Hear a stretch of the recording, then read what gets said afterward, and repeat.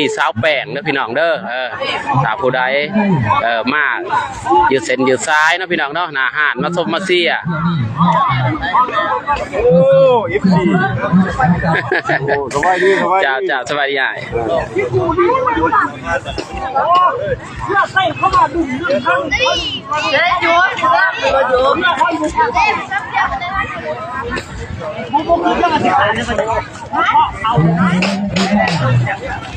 เอ้ยมึงมา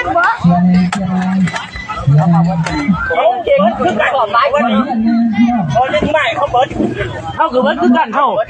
การปั้นนี่กันเขาสอบผ่านแต่มันจิกขาดกันอยู่ดีเขาเพื่อนกันไปเรื่องบอลทั้งใจคิดนะไม่เอาเราไม่การตื่นที่กูแล้วเขาบอกเขาเต็งมากจะมาเรื่องกันมาเรื่องอันนี้เอาขาเอาแบบลืมด้วยเจ้าขาเจ้าบอกขาเอาอันเดียวเขาว่าไก่แดงนี่เพื่อนไก่แดงไม่ใช่นะแต่โดนนะโอ้ถูกไหมถูกข้างนะ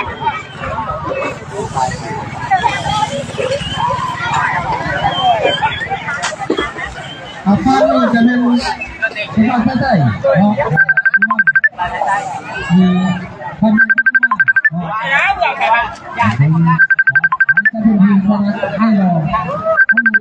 jangan kita santai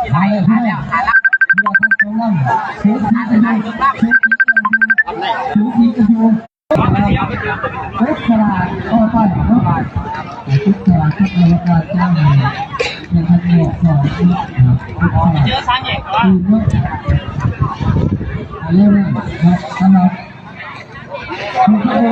ให้กำลังใจเลยเพื่อนว่าคุณพี่บอกไปจะได้กูก็ออกก่อนนี่กินเท่าไหร่เนาะ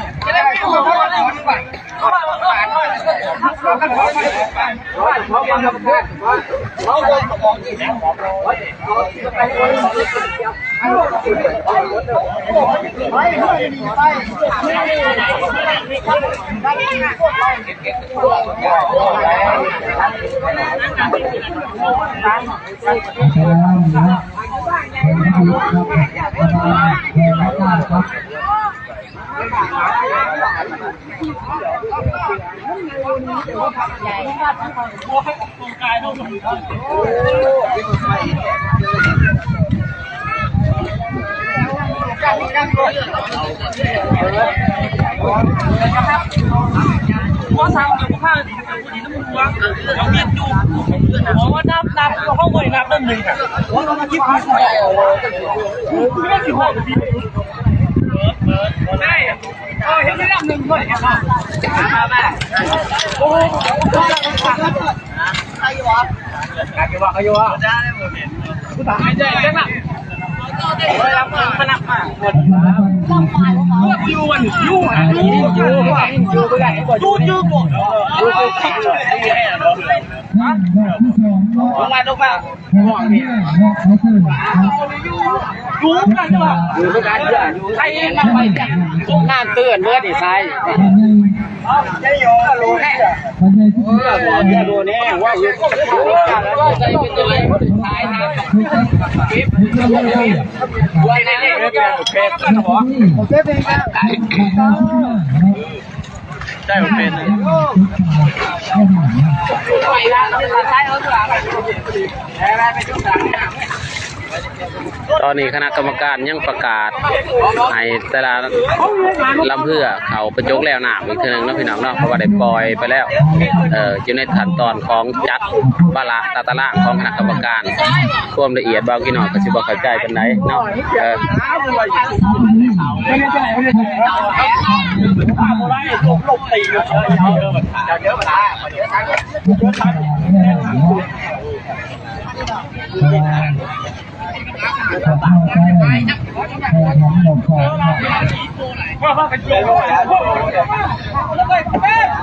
เรามันเอา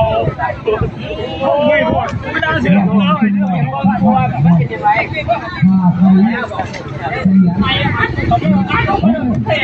ไปเตะมึงละไม่เป็น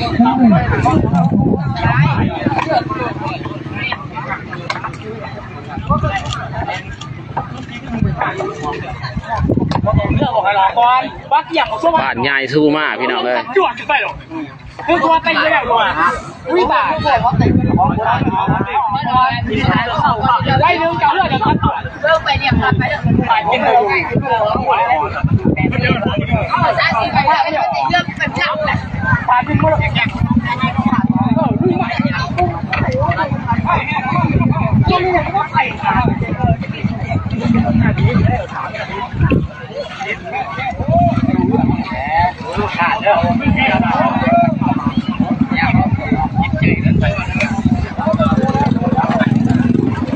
น้าผมวันไปดิเขาหลับติ่งเขามาหลับมากมากร้อนร้อนร้อนนะน้าวันนี้กลัวว่ามันน้าจะไปย่างบอกว่าที่กูว่าที่กูดึงอะไรอ่ะร้อนที่กูกูอยากให้พี่ตอนไหน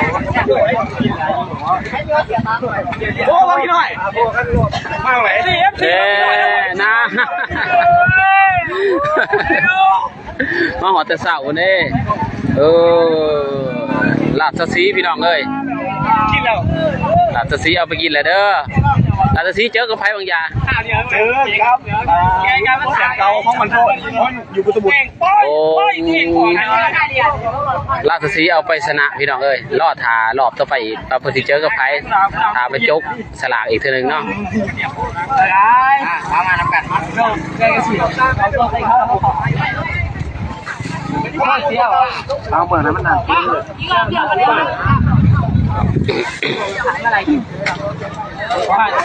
หลายคนก็ที่เขามาเบิ่งว่างานทรงเฮือเพิ่นจัดขึ้นอยู่ไสเนาะพี่น้องเนาะบางทีหน่อยจะอธิบายเราขึ้นอีกทีนึงเนาะการแข่งขันกีฬาเฮือสวงครั้งนี้จัดขึ้นเพื่อการเฉลิมฉลองบุญนักมัสการพระธาตุสามปางอยู่ที่บ้านสามปางเมืองสุขุมแขวงจำปาสักสปป.ลาวใต้เด้อพี่น้องเด้อเพิ่นจะได้จัดขึ้นทุกปีเนาะในเดือนยี่เพ่งเนาะแต่ว่าปี2016คืออยู่ในระหว่างเพิ่นจัดขึ้นเป็นระยะ3วัน3คืนเด้อพี่น้องเด้อสำหรับปี2016ถืออยู่ในวันที่1วันที่2วันที่3เดือนมังกร2026ที่บ่าวกี่หน่อยไลฟ์สดอยู่ในครั้งนี้เนาะ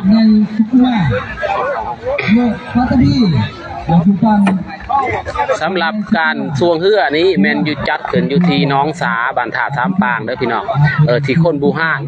รุ่นเก่าเพิ่นได้ขุดน้องสาขนาดใหญ่นะพี่น้องเนาะบางกี่หน่อยก็สิเอาข่าวอยู่ประมาณ200 คูณ 400 เมตรพี่น้องเนาะประมาณสมัยแหละน้องสาดังภาพที่เห็นเด้อพี่น้องเด้ออันนี้น้องสาที่คนบูฮ่านคนรุ่นเก่าคนขุดเป็นแรงขุดใบเป็นแรงพักพิงเป็นแรงสนองเนาะการดำรงชีวิตคนสมัยก่อนคนแหละหลังจากคนขุดตัวนี้แหละแล้วคนไปสร้างฐานได้พี่น้องเลยอยู่ด้านต่อไปจะมีฐานน้องสามปางที่มาของว่าพระธาตุสามปางนั่นเองเนาะอันนี้ก็เป็นการสืบสานวัฒนธรรมประเพณีอันดีงามของชาวลาวก็คือชาวพุทธพี่น้องเอ้ยมีน้ำก็ต้องมีปลามีน้ำมีเขาเนาะมีน้ำซื่อๆกับบ่ต้องบ่แมนได้พี่น้องแต่บ่ต้องได้มีปลาหลังจากนั้นแล้วน้ำกว้างเนาะอำนวยความสะดวกทั้งด้านกีฬาทางคณะพักกันเทิงเห็นได้ความหมายความสำคัญจึงได้พร้อมผ้าพี่พ่อน้องประชาชนทุกทั่วหน้าเฮาโดยเฉพาะเมืองสุขุมบ้านถาดสามปางได้จัดการ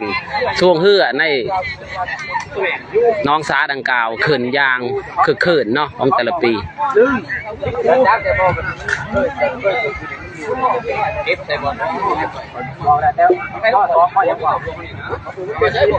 ตอนนี้คณะกรรมการยังได้จัดเฮือเขาไปเทียบที่จุดปล่อยเฮือเนาะบ่ฮู้ว่าจะเป็นเฮือป่านใดทิมใดจะได้ปล่อยมาเนาะแต่ว่าเพิ่นยังจัดเขาทีจุดปล่อยเฮือเนาะรอดอีกพี่น้องเอ้ยเบิ่งภาพบรรยากาศรอบๆไปก่อนเนาะ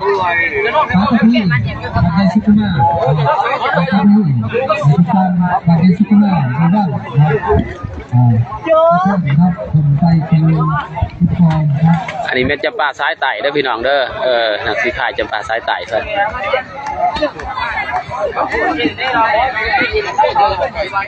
เทพขุนทองหน้าว่าเทพขุนทองหน้าว่าพี่น้อง เทพคุณทองนาว่านี่อาจจะแมนเพื่อของว่าการปกครองเมืองเนาะเป็นตัวแทนให้เมืองเป็นตัวแทนให้ของว่าการปกครองเมือง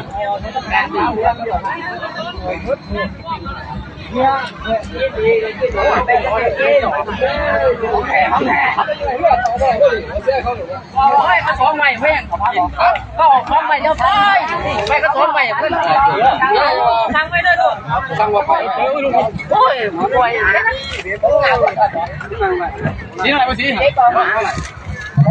เนี่ยครับทุกซอยเนี่ย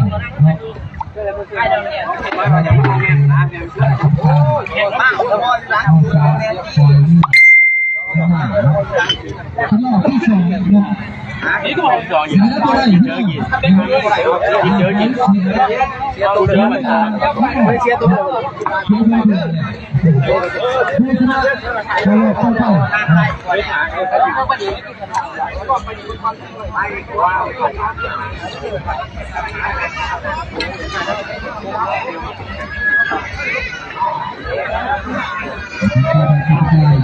ออกไปก่อนไม่ให้มันดิบนะเ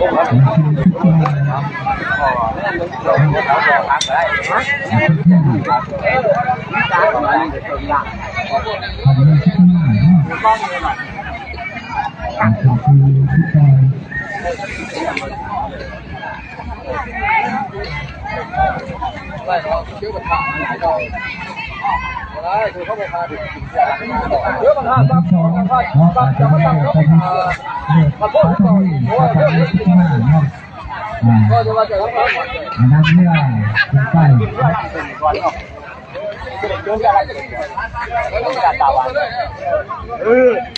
พอเขาจะช้าใช้กันอะไรเขาใช้แค่รอให้ที่มันมีราคาบาท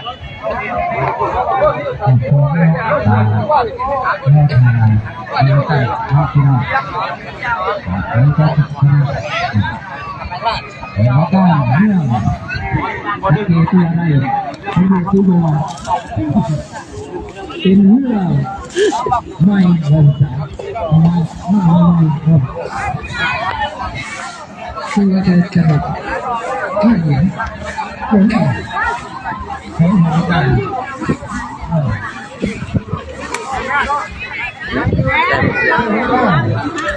ทรงกำลังแห้งเสียแห้งใจมาให้นักสิพายบันโพนให้ได้พี่น้องเด้อ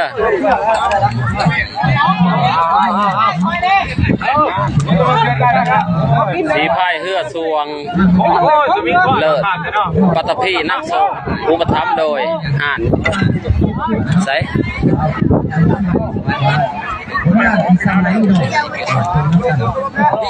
อันนี้บันโพดนะพี่น้องเด้อเลือดสวงบันโพดประเภทหาสิพายสู้ยึบ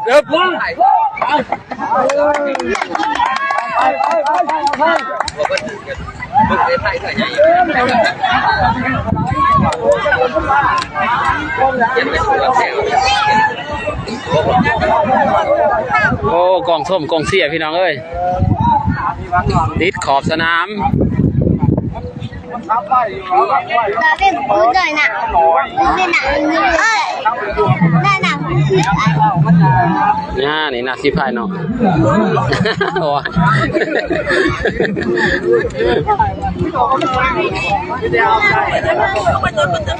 นี่กินอะไรวะ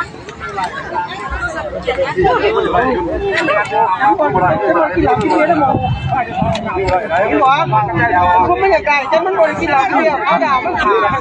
ดล่อทาเบิงเพื่อสวงพี่น้องเอ้ยก็เปลี่ยนบรรยากาศเนาะเบิงกองส้มกองเสียเนาะภาพและบรรยากาศขอบสนามเด้อบรรดากองส้มกองเสียกันใจจดใจจอพี่น้องเอ้ยใจชิรุสิขาดแท้นักสิพายขึ้นกัน